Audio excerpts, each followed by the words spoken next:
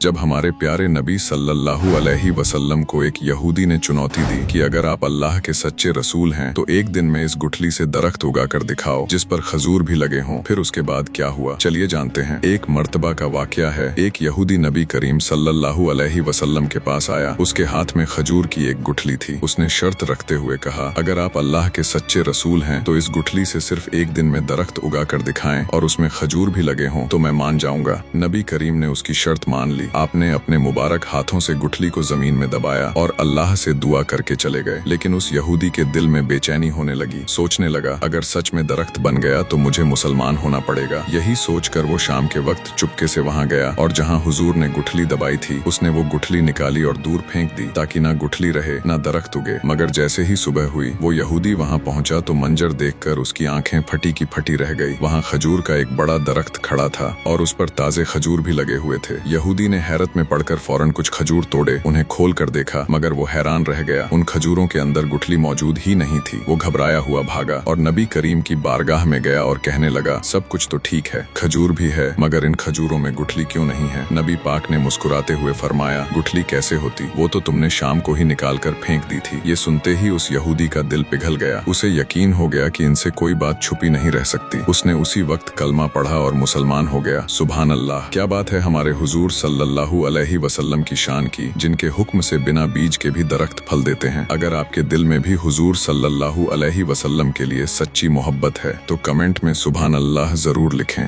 और like subscribe जरूर करें।